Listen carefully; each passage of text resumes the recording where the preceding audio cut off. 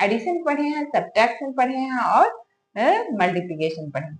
आज हम पढ़ते हैं डिवीजन। सबसे पहली बात है, आप एक क्वेश्चन को देख के आप सॉल्व करना नहीं सीख पाएंगे, तो आपको कम से कम जब एक क्वेश्चन को देखते हैं तो आप इससे अधिक 4-5 क्वेश्चन को सॉल्व कीजिए और हर दिन सॉल्व कीजिए। जब हर दिन आप सॉल्व कीजिएगा तो आपको वो जो प्रोसेस है वो आपके ब्रेन में सेट हो जाएगा और आप उसे बार बार करने में सक्षम हो जाइए।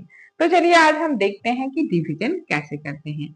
तो हम यहाँ देखते हैं 1/8 डिवाइडेड बाई 8। ओके, अब यहाँ देखिए यहाँ पे इसके पास डेसिमल नंबर नहीं है, ये होल नंबर है और इसके पास डेसिमल नंबर है। तो हम देखते हैं यहाँ पे ये डिविडेंड है और ये क्या है, डिवाइजर है।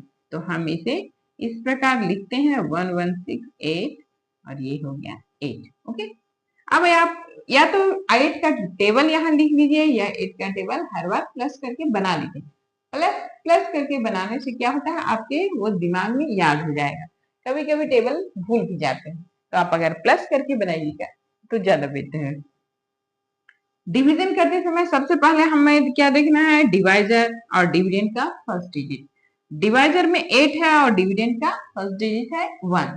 ठीक है, तो अब हम देखते हैं कि 1 में कैसे डिवाइड होगा। तो यहाँ पे 2 डिजिट में एक साथ डिवीजन करते हैं। चलिए, तो अब हम 8 का टेबल में देखते हैं। तो 8 के टेबल में 8 16, हमारे पास 11 नहीं आता है तो हम क्या करेंगे, 16 से कम जो 1 में आता है इसे 8 से डिवाइड करेंगे, माइनस हो गया। अब 11 में 8 माइनस करेंगे, 11 में से 8 माइनस करेंगे तो क्या होगा, ये 1 में से 8 माइनस नहीं होगा तो क्या करेगा, ये कैरी ओवर करे, सॉरी बोरो करेगा और यहाँ पे आएगा 10, 10 में से 1 जुड़ जाएगा तो 11 में से 8 माइनस हुआ तो हो गया 3 और ये हो गया 0। ये जो ये था, ये इसको 1 दे दिया तो इसके पास 0 बच गया। अब यहाँ पे हमने लिख दिया। अब यहाँ देखिए इसको हम क्या करेंगे, 6। अब देखिए 8 का टेबल आप लिखेंगे तो क्या हो जाएगा, 8 3 जा 24 और 8 4 जा 32। या फिर आप चाहो तो 8 को प्लस करके जितने बार में है आप प्लस करके टेबल को बना लीजिएगा तो ये हो गया 32। ओके, अब देखिए 8 का टेबल हम पढ़े तो 8 अगर इससे ज्यादा आगे ही पढ़ते हैं तो क्या हो गया, 8 5 जा 40, 8 5 जा 40 और 40 इस नंबर से बड़ा है, हमें बड़ा नंबर से डिवाइड नहीं करना है क्योंकि इसमें माइनस नहीं होगा। तो हम छोटे नंबर, तो 40 से छोटा है 32 और ये 4 बार में आया है, जितने बार में आएगा उसको यहाँ लिखते जाइए। तो ये हो गया 32।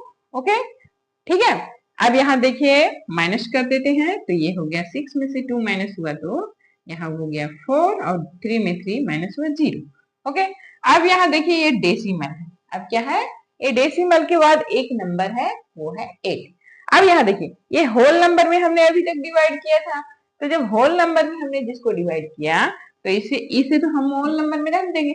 अब हमारा डिविजन होगा इस नंबर से, ये नंबर यहाँ आता है तो हम यहाँ पे क्वेश्चन में भी 8 डेसिमल का यूज करते हैं। ठीक है, अब यहाँ देखिए, अब हमारे पास देखिए नेक्स्ट स्टेप में यहाँ पे 4 6 जा 48 होगा, सॉरी 8 6 जा 48 होगा तो हम 8 6 जा 48 का यूज करते हैं और यहाँ पे माइनस करेंगे 0 0।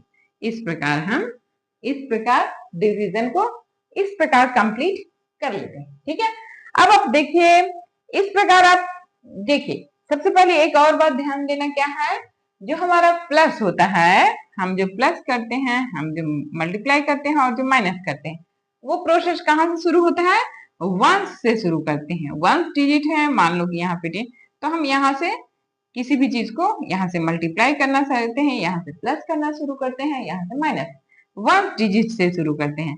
लेकिन जो डिवीजन का प्रोसेस होता है वहां सबसे बड़े डिजिट से पहले शुरू होता है, यानी कि जिसकी प्लेस वैल्यू सबसे अधिक होती है उस वहां से प्लेस वैल्यू से हम, जैसे यहाँ पे देखिए यहाँ 100 है। ओके, यहाँ 100 है तो हमने 100 को पहले डिवीजन करना शुरू किया, ना कि वंस के प्लेस पे गए। ठीक है, तो इसको ध्यान दीजिएगा।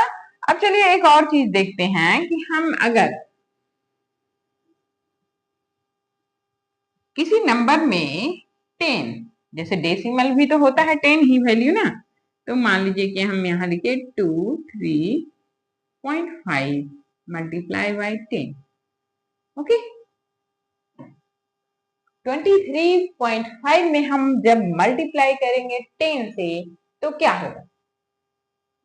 तो अगर शुरू में जब बच्चे करते हैं तो उन्हें अपने तरीके से मल्टीप्लाई करने देना चाहिए, ठीक है।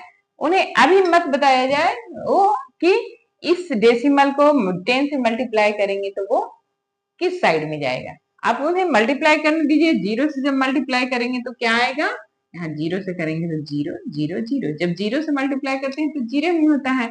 1 से किए तो 5 3 2, यहाँ देखिए आया हमारा 0 5 3 2। ओके, और डेसिमल कितने डिजिट के बाद लगा है, तो 1 डिजिट के बाद, तो यहाँ पे देखिए ये 1 डिजिट के बाद, तो 335 हो गया। तो हमारा जो आंसर आया वो क्या आया, 235 यानी 235। अब देखिए यहाँ पे इसको हम लिखते हैं 235। यहाँ देखिए, अब इसको आप ध्यान से देखिएगा तो क्या करेंगे आप, दूसरी बार अगर किसी नंबर को बनाइएगा 23.52, ओके, तो यहाँ पे हम 100 से करेंगे तो क्या होगा, यहाँ पे देखिए, यहाँ पे जो डेसिमल रहता है अगर 10 से करे गुना तो ये डेसिमल एक तरफ जो नंबर्स होता है उसके के राइट साइड में ये डेसिमल चला जाता है। राइट साइड में मतलब कि इसका जो वैल्यू था ये यहाँ पे आ गया, यहाँ आ गया, यहाँ आ गया। तो जो हम मल्टीप्लाई किए तो यहाँ पे आया, और ये जीरो के बाद डेसिमल है, डेसिमल के बाद जीरो है तो उसकी वैल्यू वहां पे नहीं होगी। अगर कोई नंबर रहता तो उसकी वैल्यू होती, यहाँ पे इसी प्रकार 235200 आएगा। और डेसी यहाँ पे देखिए 2 डिजिट के बाद हमारे पास डेसिमल है तो यहाँ हम 2 डिजिट के बाद रखते हैं, तो ये हमारा फिर से यहाँ पे क्या होगा कि जो नंबर है वो क्या होता है, जितने जीरो हैं, जितने 100 है 10 है तो उनके पास क्या होगा, उतने नंबर क्या हो जाएंगे, वो उस राइट साइड में फिसलते जाएंगे।